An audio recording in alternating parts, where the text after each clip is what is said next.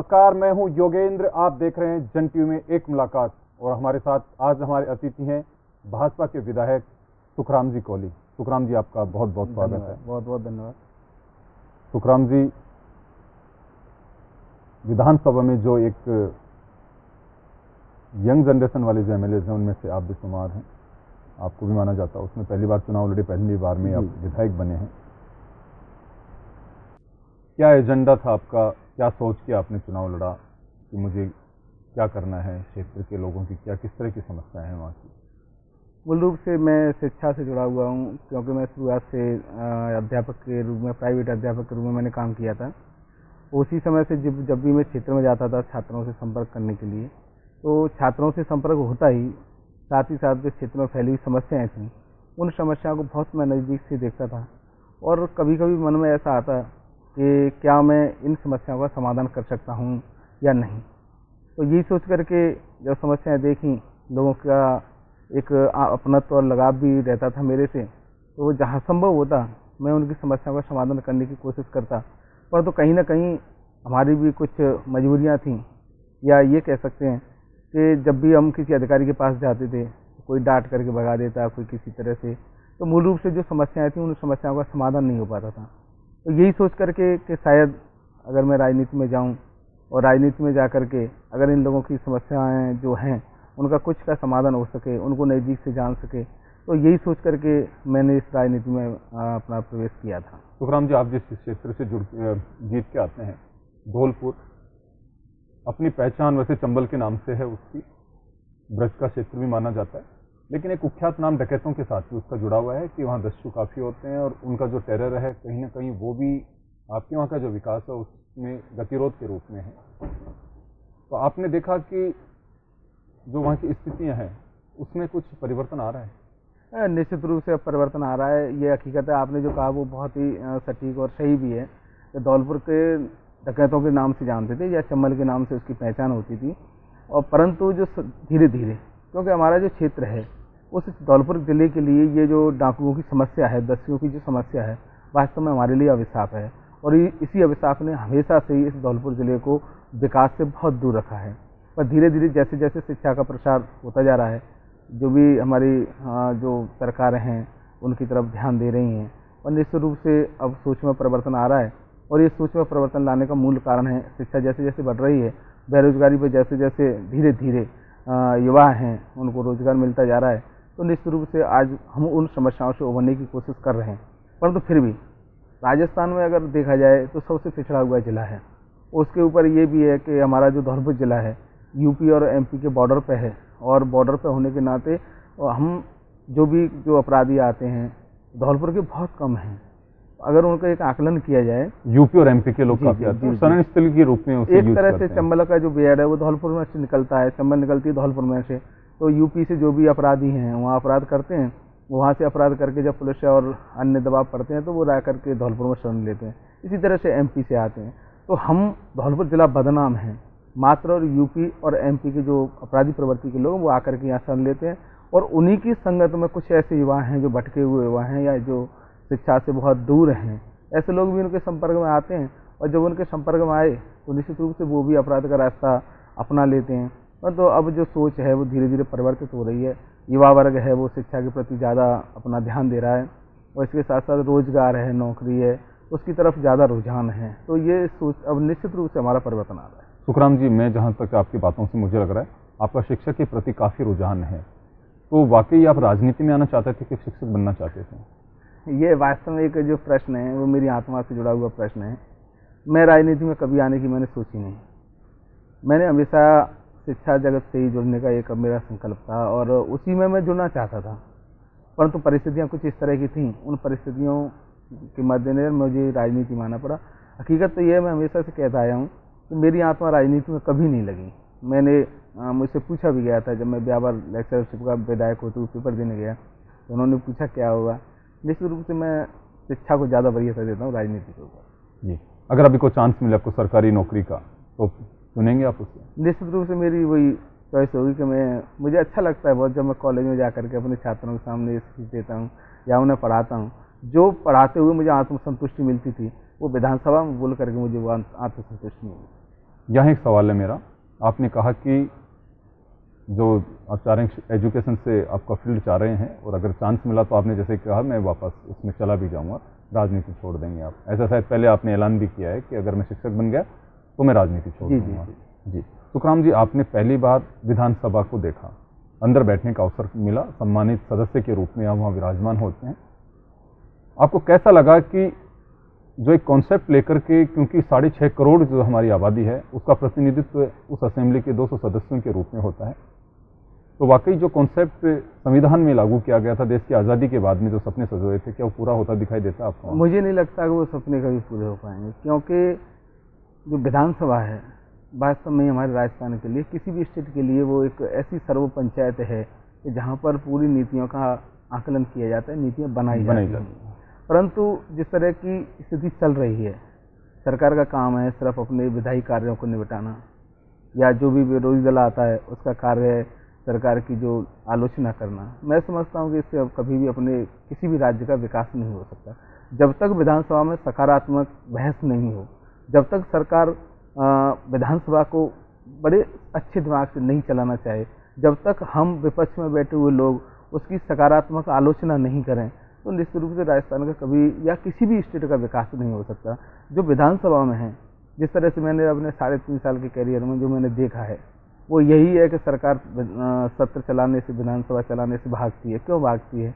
निश्चित रूप से सरकार की कमियां हैं, क्योंकि विधानसभा ही एक ऐसा पटल है जहां पर हम अपनी कमियों का सही मूल्यांकन कर सकते हैं, अपनी बात रख सकते हैं। हाँ। लेकिन आपको लगता है कि पहली बार राजस्थान की असेंबली में ऐसा है कि 108 विधायक पहली बार जो जीत के आए, नए चेहरे जो हैं, अगली बार क्या स्थितियां रहेंगी, कौन आ पाएगा, कौन नहीं आ पाएगा, वो एक सपना होता है। बहुत सारे लोग देखते हैं कि विधानसभा में मैं भी एक विधायक बन करके बैठूं, वहां पर सपना पूरा हुआ है, ईश्वर के आशीर्वाद और मतदाता के सहयोग से वो है। तो आप लोगों ने भी कभी इस तरह का विचार किया आपस में, चाहे वो किसी भी पार्टी के सदस्य हों, कि पहली बार जब मौका मिला है तो क्यों ना बुलाया जाए इसको, हम हमारी जनता की समस्या तो रख ही नहीं पाते हैं, सदन हमेशा किसी न किसी तरह से हंगामे के वेट चढ़ जाता और अनिश्चित काल के लिए स्थगित हो जाता है और वापस से वही राके 3 पास साबित। तो कभी आप लोगों ने भी इस तरह की चर्चा की कि ये चलना चाहिए या कुछ सुधार होना चाहिए? निश्चित रूप से मैं समझता हूँ कि जैसे पूर्व हमारे स्वर्गीय मुख्यमंत्री भैरव सिंह शेखावत जी थे, और जैसे मैंने पढ़ा है और मैंने सुना है कि जब भी सदन चलता था तो चाहे वो एक सदन के नेता के रूप में हो या नेता प्रतिपक्ष के रूप में, वो पूरे टाइम सदन में बैठते थे। और उस बैठने का एक कारण भी था कि सरकार का मंत्री है, मंत्री जब तक सदन में नहीं बैठेगा तो समस्याओं का समाधान नहीं हो सकता। दूसरी बात, जब हम नए विधायक आए हैं, जितने भी हम 108 विधायक, लगभग 108 विधायक हैं, उनमें भी हम युवा वर्ग काफ़ी संख्या में हैं।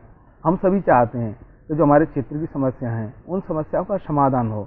हम ये चाहते हैं कि हमारी समस्याओं को मुख्यमंत्री जी सुने सदन में बैठ करके, जो हमारे सम्मानित सदन के नेता हैं।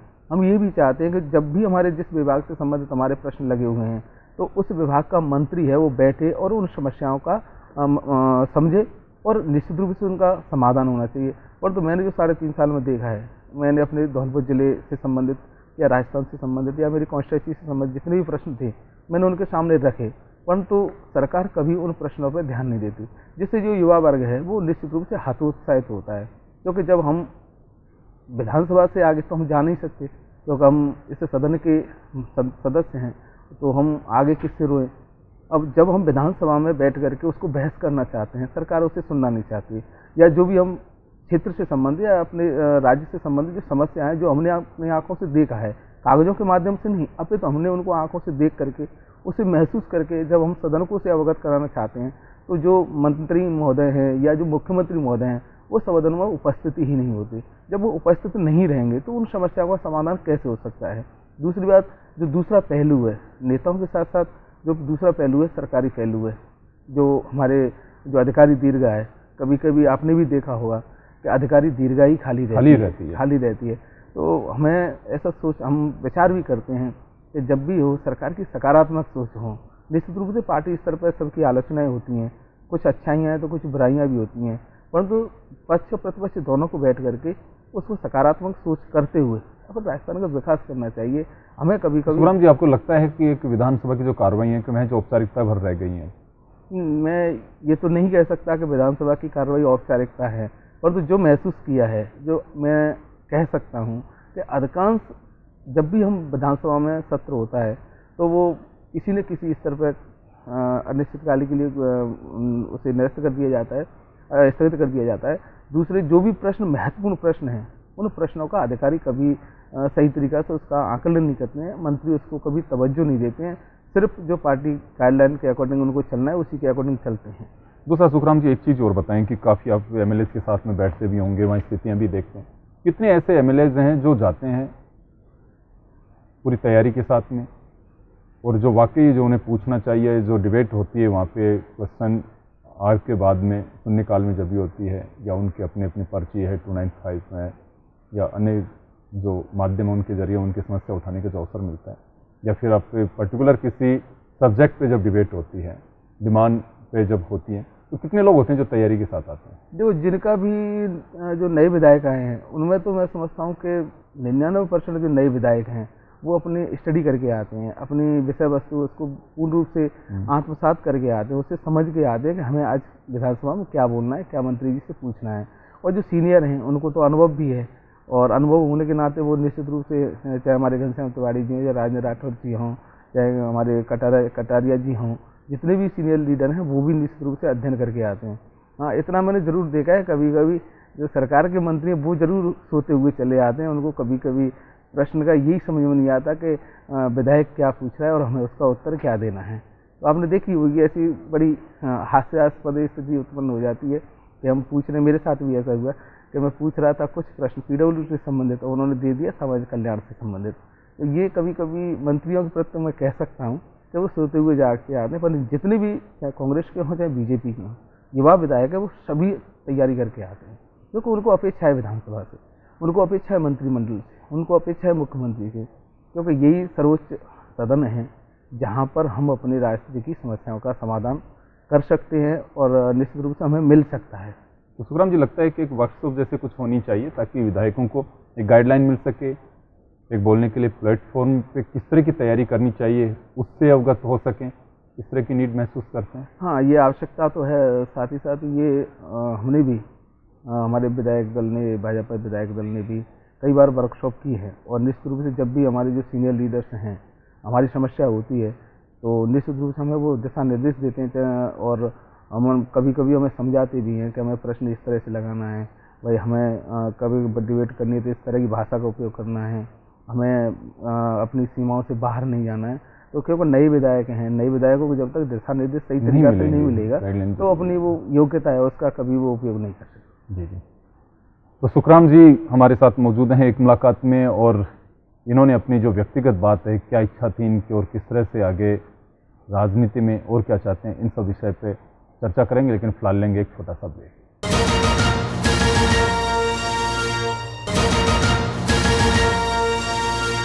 ब्रेक के बाद एक बार फिर आपका स्वागत है। आप देख रहे हैं एक मुलाकात, और हमारे साथ आज हमारे अतिथि हैं भाजपा के विधायक सुखराम जी।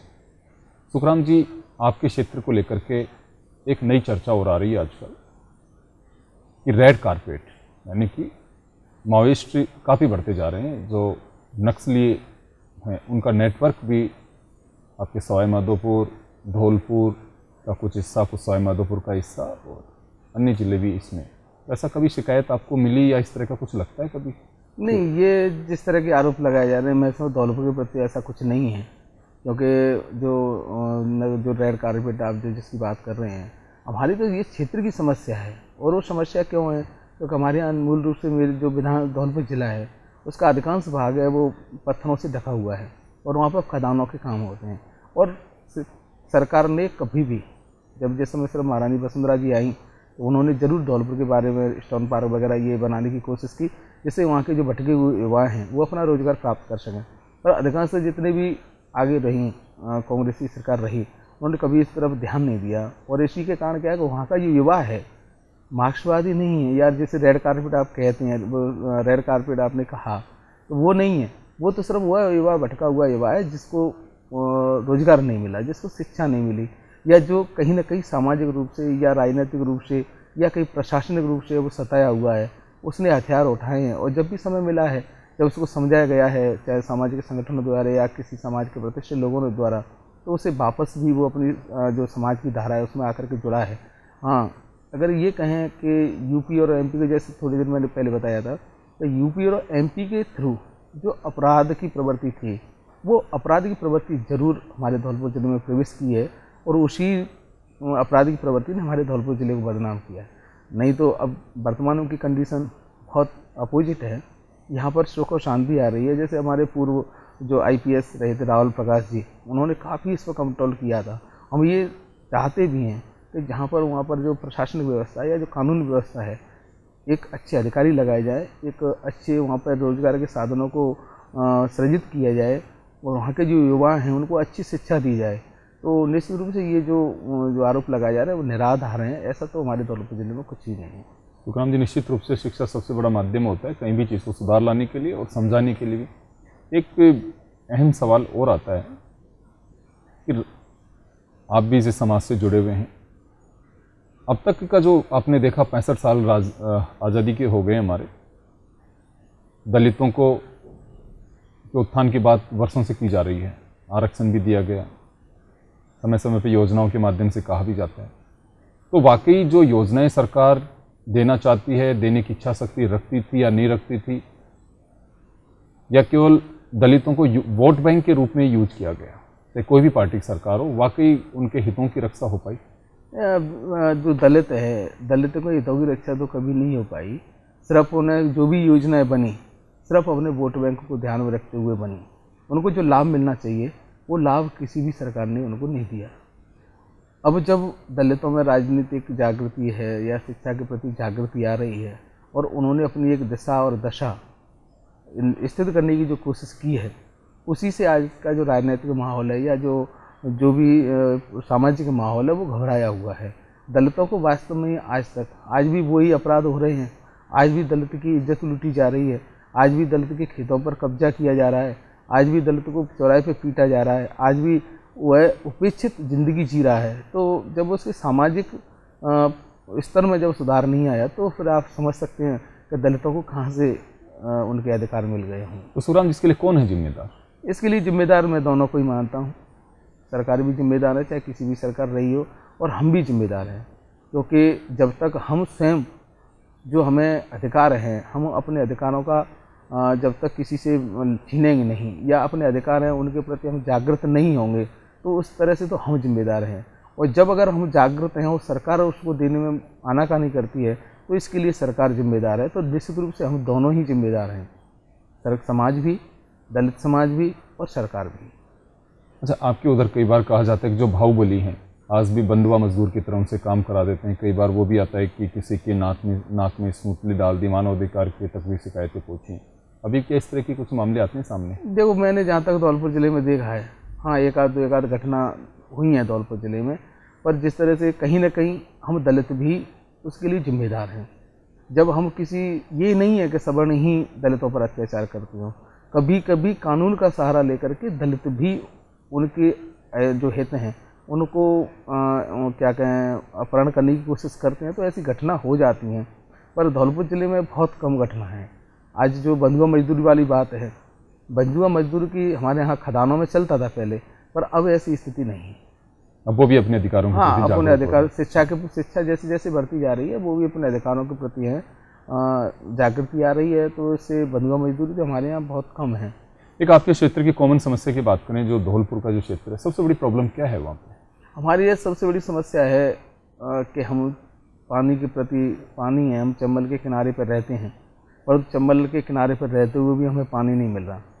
वहाँ पर चंबल की जो संपदा है खनिज के रूप में रेत है, वहाँ पर चंबल का रेता हमारे लिए, धौलपुर के लिए वरदान साबित हो सकता है।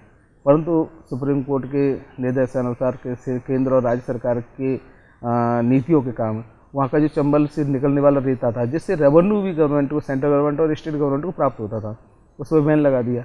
अगर इसमें से ये बैन उठता है तो निश्चित रूप से वहाँ के जो भटके युवा हैं उनको रोजगार मिलेगा, वो हजारों लोग उसमें रोजगार प्राप्त कर सकते हैं। तो हमारे क्षेत्र की जो मूल समस्या है ना, वो शिक्षा की समस्या, और एक बड़ी ही विडंबना है जो सरकार से भी हमने कई बार विधानसभा में कहा है। जैसे ताजमहल को लेकर के वहाँ के जो आसपास के उद्योग हैं, वो उद्योग वहाँ से विस्थापित हो रहे हैं। और धौलपुर एक ऐसी जगह है जहाँ पर पानी भी है चंबल का, वहाँ पर थर्मल पावर के रूप में बिजली भी है, और वहाँ पर जो लोग हैं, शिक्षित और प्रशिक्षित और अशिक्षित दोनों प्रकार की जो लेबर है वो भी उपलब्ध है। फिर भी पता नहीं सरकार की क्या नीतियाँ हैं। उन नीतियों, अगर वो जो आगरा से, यूपी से और एमपी से जो उद्योग विस्थापित हो रहे हैं उनको धौलपुर में स्थापित किया जा सकता है। तो हमारे सुखराम जी, इसके लिए कुछ संयुक्त प्रयास किए गए? बीजेपी, कांग्रेस या अदर जो पार्टीज़ के एमएलएज हैं उन्होंने मिलकर कभी मुख्यमंत्री से मुलाकात की हो, लीडर ऑफ अपोजिशन से बात की हो, हाउस में उठाने की कोशिश की हो? नहीं, हाउस में हमने रिको के अभी जो हमारा जो मार्च में सत्र चला था, हम 4 विधायक हैं, इंडस्ट्रीज वाले उस पे इंडस्ट्री बारे में हमने डिमांड में रखी थी बात। लेकिन कभी सीएम से आप सभी लोगों ने मिलकर के, क्योंकि तो बहुत अच्छी बात है, और अगर वास्तव में दूसरे राज्य में विस्थापित जो किए जा रहे हैं इंडस्ट्रीज, अगर उनको अपने यहाँ पे लाते हैं तो बहुत ही अच्छी बात होगी। तो कभी ज्वाइंट आप लोगों ने कोई प्रयास किया इस तरह? नहीं, हमने प्रयास किया है और रिको के वहाँ पर सर्वे टीम भी गई थी। हमारे जो धौलपुर जिला है ना, धौलपुर जिले को एक सही दिशा देने के लिए पूर्व मुख्यमंत्री वसुंधरा राजे जी ने वहाँ पर स्टोन पार्क के रूप में वहाँ पर स्थापित किया है। रिको को भी उस समय काफ़ी क्षेत्र दिया गया था। अगर वो स्टोन पार्क अगर हो जाता तो निश्चित रूप से वहाँ की हमारी जो समस्या है वो समाधान हो सकती थी। जो सीएम साहब से मिलने वाली बात है, निश्चित रूप से आगे भी हमारी ये कार्य योजना है कि हम चारों विधायक, एक बसपा के हमारे संसदीय सचिव गिरिराज सिंह मलिंगा हैं, रविंद्र बोहरा जी राजा खेड़ा से, अब्दुल सगीर जी धौलपुर से और मैं स्वयं बसेड़ी से, हम चारों ही ये नहीं, हम एकजुट हैं धौलपुर के विकास के लिए। और हम आगे भी मंत्री जी से भी मिले थे और आगे भी हमारी योजना है कि हमारे धौलपुर का किसी भी तरह से जो विस्थापित होने वाले उद्योग हैं वो हमारे धौलपुर में स्थापित हों। बहुत अच्छी बात है सुखराम जी। सुखराम जी, आप एक शिक्षक के रूप में काम कर रहे थे, लोगों से जुड़ाव रहा, आज भी आपकी इच्छा है कि शिक्षा के क्षेत्र में मैं जाऊँ। राजनीति में इत्तेफाक से आप आए वो भी आपने बताया, लेकिन बीजेपी को क्यों चुना आपने? बीजेपी से मैं स्वयं पहले से ही मेरी ऐसी भावना थी कि मैं संघ से जुड़ा हुआ आदमी था और उसी समय से जो नीतियाँ थीं हमारे, चाहे भैरव सिंह शेखावत जी की नीतियाँ रही, चाहे वसुंधरा जी की नीतियाँ रही, वो नीतियाँ मुझे पसंद थीं।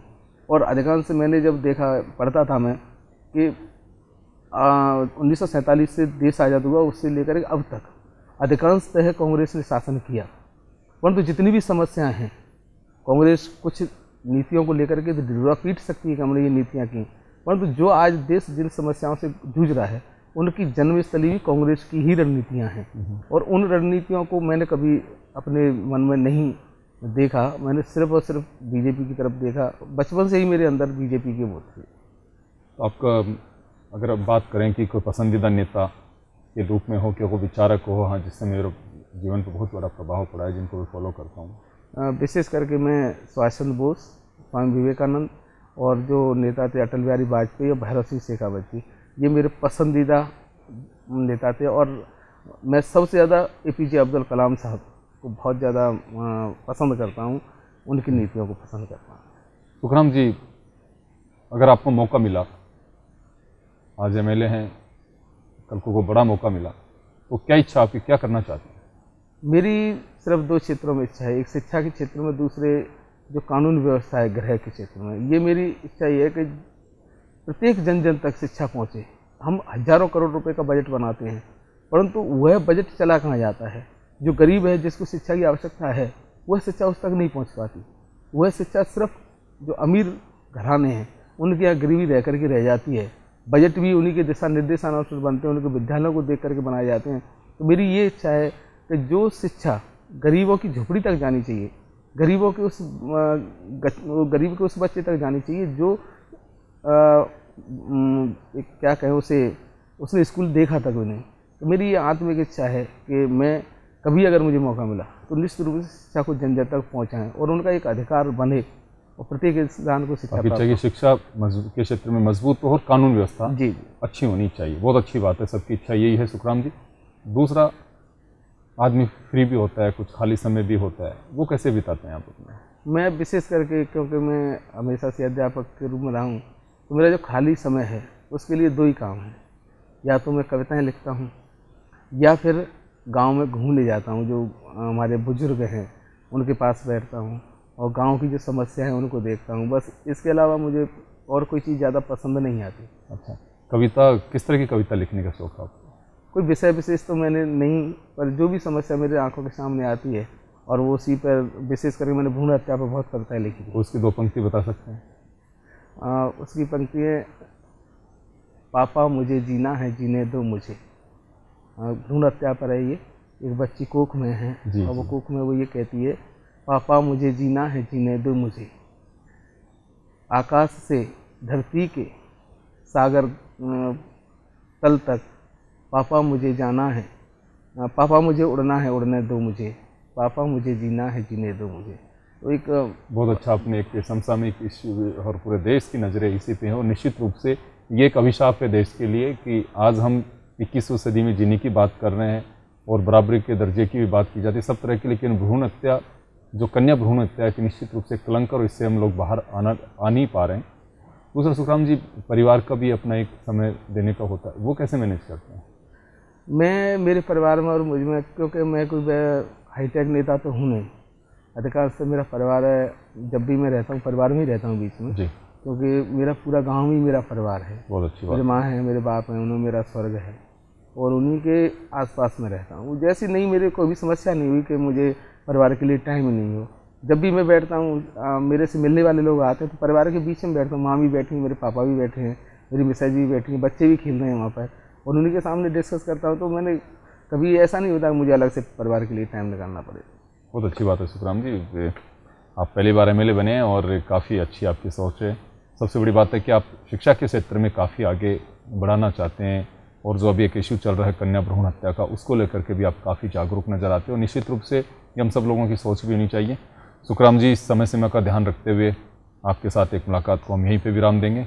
आप हमारे स्टूडियो पधारे, उसके लिए हम बहुत बहुत शुक्रगुजार हैं। धन्यवाद। अब दीजिए मुझे भी इजाज़त। नमस्कार।